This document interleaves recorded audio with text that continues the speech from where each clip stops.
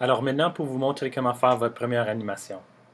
Je vais commencer par zoomer un peu pour qu'on puisse voir qu'est-ce qui se passe. Je vais prendre la balle. Euh, un règlement dans Flash, c'est que toutes les choses qui bougent doivent être sur leur propre lisière, comme on a mentionné avant. On peut voir ici qu'il y a seulement la balle sur cette lisière-là.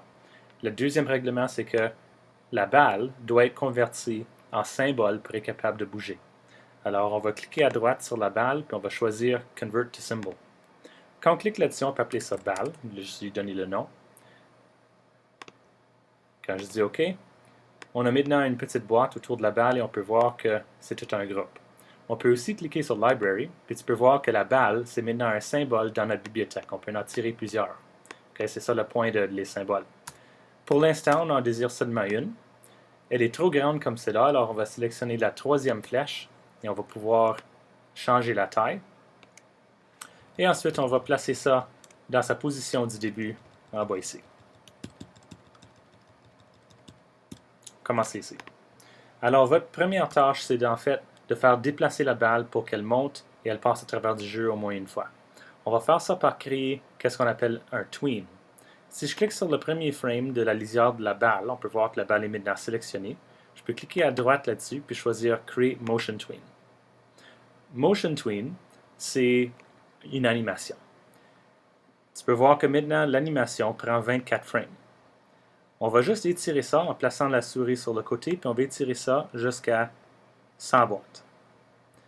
Maintenant, on peut voir ici que le jeu est présent à ce moment ici, mais aussitôt qu'on va à la deuxième boîte, on a maintenant plus l'arrière-plan.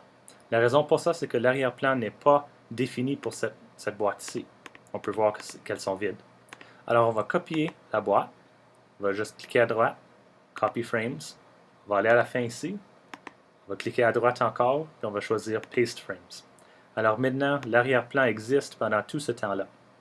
Non seulement ça, mais on peut voir qu'il y a une différence entre l'arrière-plan, les boîtes sont gris, ça veut dire que les boîtes sont remplies, mais il n'y a pas une animation. La boîte bleue ici, ça c'est ce qu'on appelle un tween, et ça c'est une animation, c'est un déplacement. On peut voir qu'on peut tous les sélectionner en même temps. Cette petite boîte rouge ici, ça c'est comme le temps. Si vous pensez quand vous visionnez un film, ça serait comme le début du film, ça c'est la fin du film, et puis évidemment on joue de gauche à la droite. Okay? Ça c'est le temps. Si disons je voulais que la balle se déplace d'ici à la position dans le coin ici, je ne pourrais pas vraiment juste placer mon temps au début puis déplacer la balle. Je veux dire, ça fonctionne, mais c'est pas vraiment une animation parce que la balle est toujours dans la même position. Alors au début, ce qu'on va faire, c'est on va placer la balle dans la position du début. Ensuite, on va bouger un peu dans le futur. Ensuite, on va déplacer la balle. So, si je déplace la balle maintenant, on va juste la placer dans le coin ici, on peut voir qu'il y a maintenant une ligne mauve qui est apparue. Ça, c'est le déplacement de la balle. On peut voir ça, la balle se déplace maintenant. Une fois rendue ici, la balle va bondir, alors je vais continuer un peu au futur et je vais placer la balle ensuite, en fait peut-être un peu plus lent, je vais placer la balle peut-être ici, comme si elle frappe ce petit cercle ici. Mais on peut voir, si je joue le vidéo, je vais pousser CTRL-ENTER, puis ça va jouer mon film. La balle monte et elle rebondit, ensuite elle attend pour la fin du film avant de recommencer. Mais on devrait peut-être avoir la balle frapper le haut ici, puis rebondir avec un peu d'une courbe. Alors pour faire une courbe, on peut prendre la première flèche, important, prenez la première flèche, passer par-dessus la ligne qui montre la trajectoire de la balle et tout simplement tirer vers le haut et on peut voir qu'on peut faire une belle courbe pour faire que la balle rebondisse sur une ligne courbée. Ça fait un peu plus intéressant. Alors maintenant, tout ce qui reste à faire, c'est continuer à avancer le temps et continuer à déplacer la balle. Alors peut-être la prochaine balle, si elle a frappé là, peut-être elle monte verticalement et elle atterrit, disons, elle atterrit peut-être ici. Ensuite, un peu plus longtemps au futur, elle va rebondir encore, tomber peut-être dans le trou ici. Ensuite, quelques frames plus tard, elle est descendue ici. Oui, peut-être là.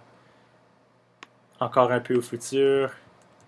Tu peux voir la ligne est courbée, alors on peut toujours le rétrécir.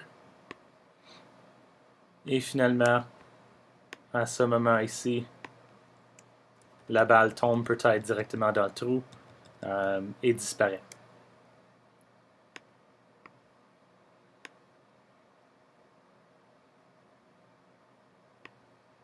Peut-être quelque chose comme ça. Alors on peut voir que la balle bondit, tombe dans le trou et disparaît. Alors essentiellement, ça c'est comment les mouvements dans Flash fonctionnent. Si on voulait qu'un deuxième objet bouge, comme peut-être les bâtons ici, comme on va ajouter dans la deuxième partie, il va falloir créer une nouvelle lisière avec ce bouton ici, évidemment. Quand on clique ça, on a encore une nouvelle lisière. On peut ensuite dessiner avec le pinceau.